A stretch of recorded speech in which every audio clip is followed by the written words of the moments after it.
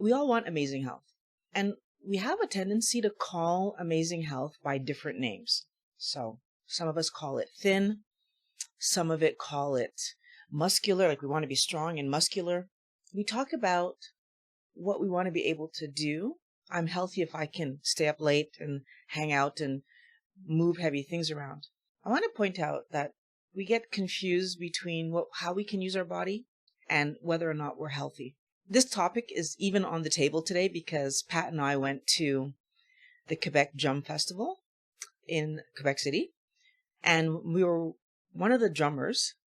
I want to say his name properly, Tommy Clufutis, I think.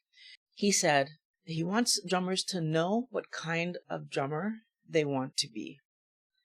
Whether it's a heavy metal, rock, Latin, he said that you need to pick one. And the reason I'm looking at this is because his point was really cool. He said, if you want to be amazing, you need to pick the one that speaks to you the most and then commit to it. And of course, this got me thinking about being healthy, right? Because he was so passionate about this point. When we look at health, having good energy is a sign that my body is getting what it needs from the food. Emotional stability, right? That my brain is getting what it needs, and that all the neurotransmitters and all the dopamine, serotonin, like all of the chemicals in my brain that are needed for it to work well so that I can feel good, and not just feel good, but feel appropriately bad when I need to feel bad.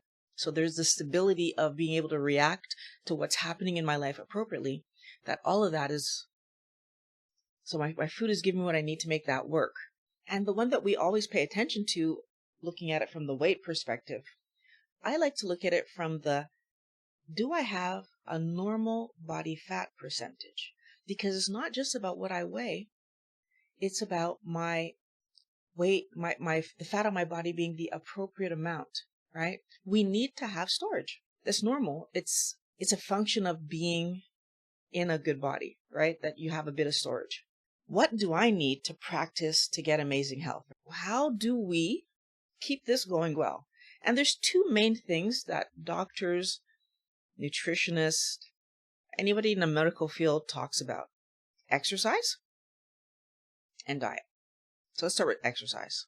What kind of exercise am I going to do? It really made me stop and think, what's the way that I'm going to practice my good health?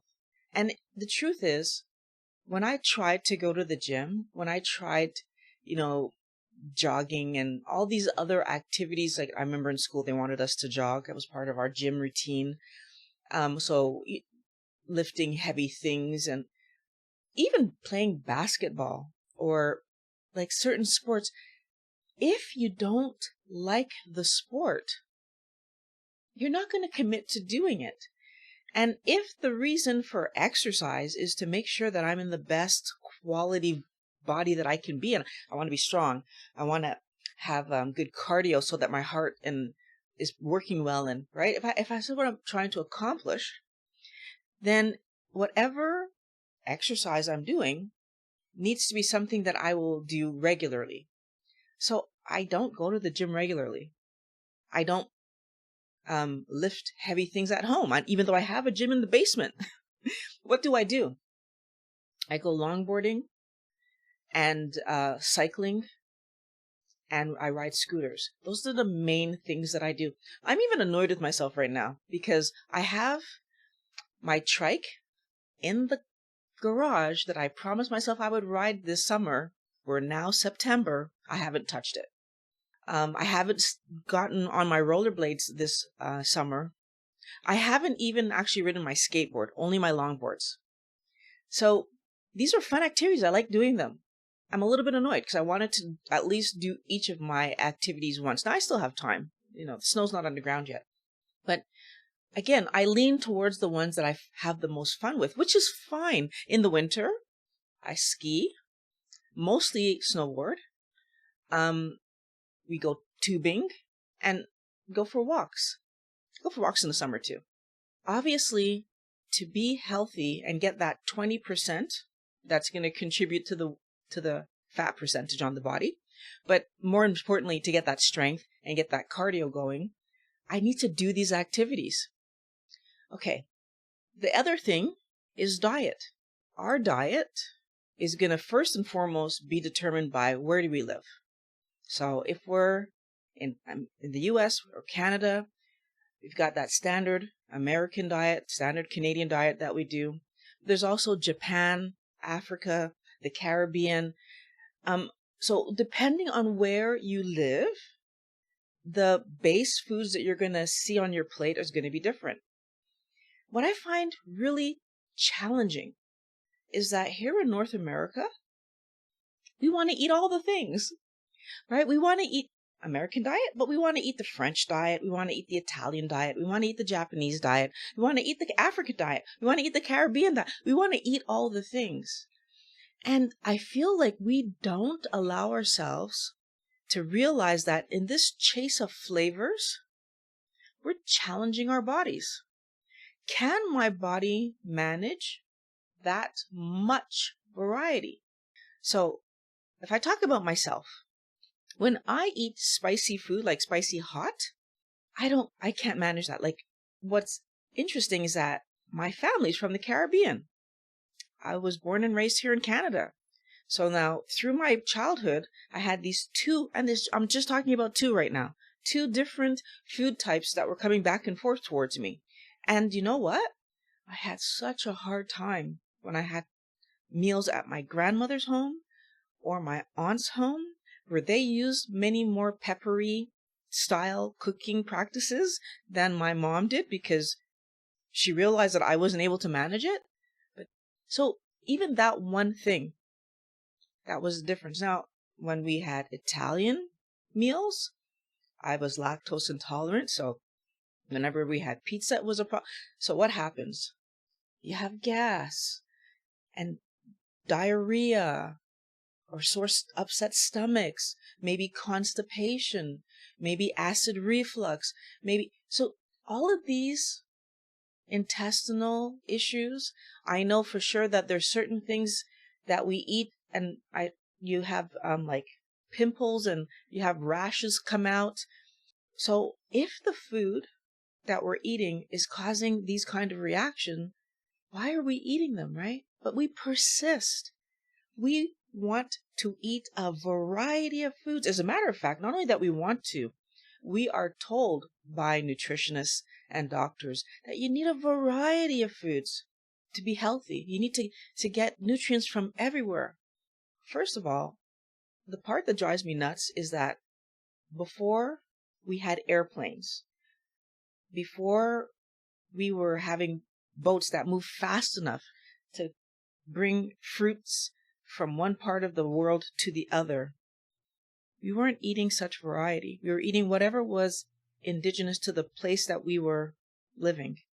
But now, like, we're supposed to have variety. Every kind of fruit we should be eating, right? Every kind of everything we should be eating.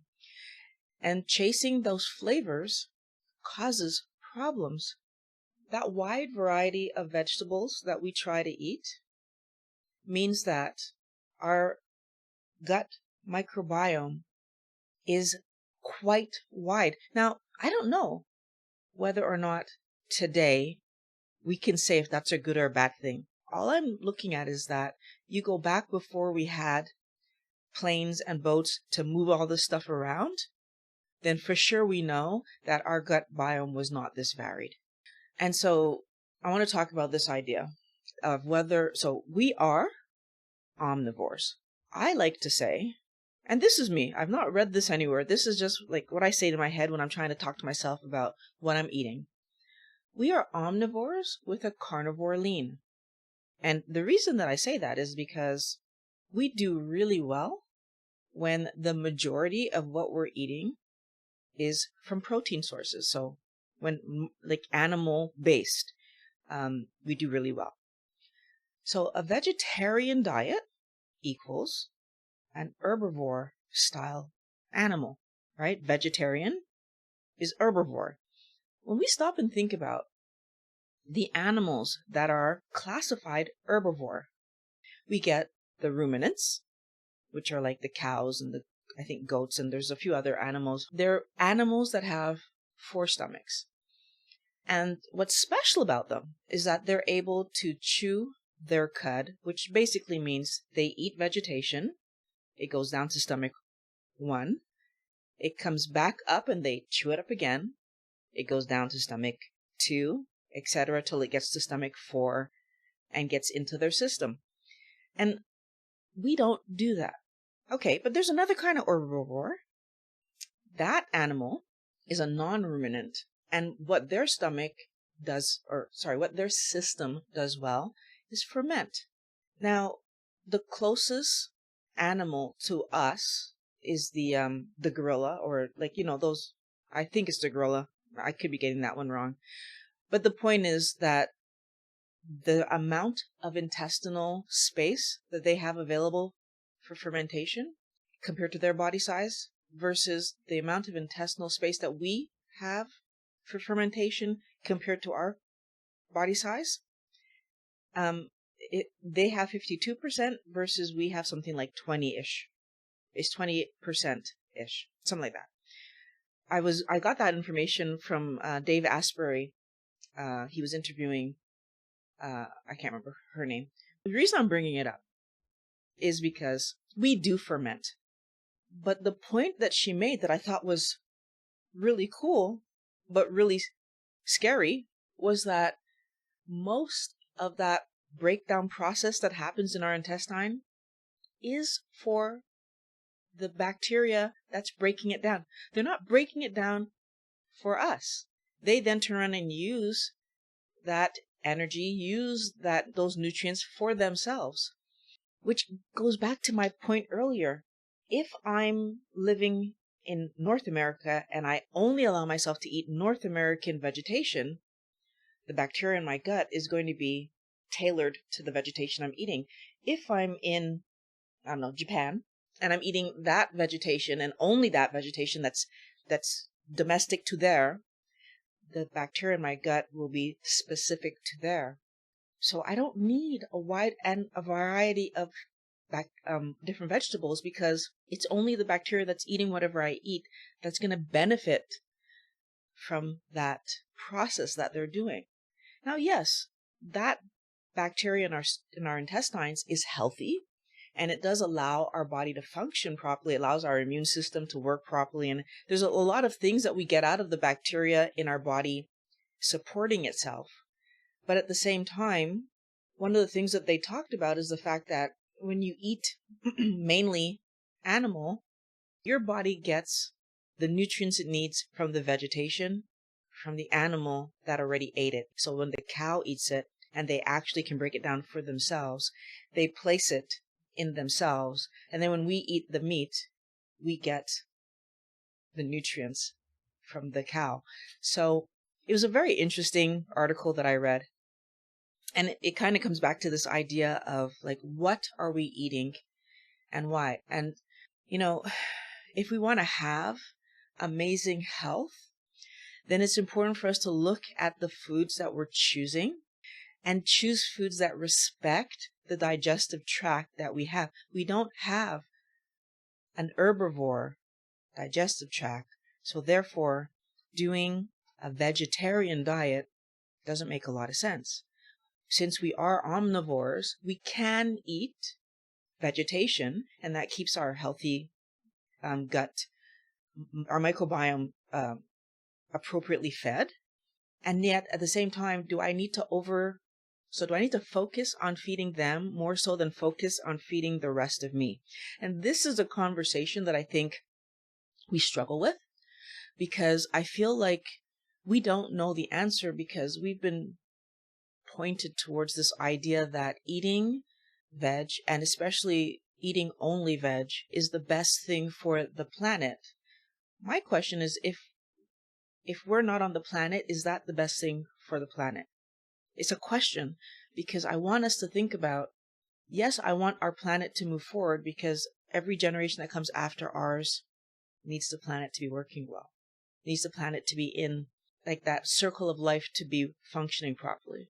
The circle of life, though, puts humans not down with the herbivores. So if we were down with the herbivores, that would mean that our purpose on the planet would be to be eaten by the carnivores. Now, on some level it is, right? Like, if we were just running around, the lion would eat me.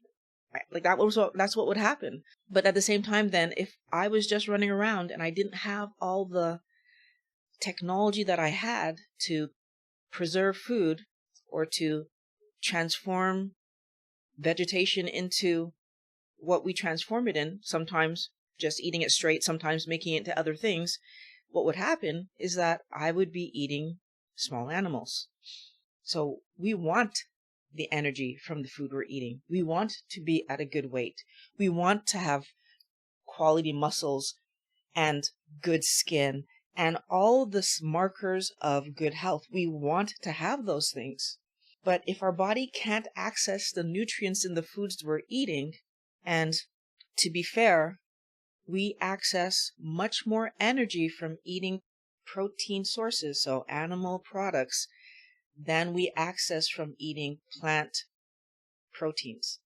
Like, we have a much harder time getting the nutrients out of that food, and we live the repercussions. We see what happens when we lean too heavily on vegetation. And today this conversation I'm not even talking about carbohydrate and the damage that does. I'm talking about, can we get the nutrients out of the food that we want to get out of the food? So how are you going to know if you're getting out of the food what you're trying to get, right? Those nutrients and the energy, so that you can build the best quality you. And you do that by listening to your body. It's actually a conversation. What happens is you eat something, it's you starting the conversation, I'm eating some stuff, and then my body responds by yay or nay to what I've eaten. And how does it let me know yes or no? If my weight is stable, if I feel strong, if my joints feel good, all those markers of good health that are available to us. When we eat good quality food, we get the answer from our body that says, yep, that was good, do that again. When we eat poor quality food, we get pain, we get increased weight, we get pimples, we get hair loss sometimes, we get all kinds of intestinal uneasiness, whether it's diarrhea or constipation, whether it's gas and bloating, and our body is talking to us. Unfortunately, sometimes we don't listen to the conversation our body is trying to have with us until we get to the point where our body is saying, okay, this organ can't work anymore, or that organ can't work anymore, or okay, now you're diabetic, or you have PCOS. Or sometimes we wait until our body is screaming at us before we say, oh, is what I'm eating not good for you? And I want us all to stop doing that. Wellness warrior, what is your body saying to you? Let's talk about that. I want to hear it. I want to know. Is your body saying that you're doing good? Please let me know. I actually want to know that your body's saying you're doing good. And if it's not, let's do something about it. I'm going to put a video on the screen, and I'm also going to put it in the description, that talks about the signs that your body is doing well, so you can watch that video and solidify what you're looking for. And then, you know what?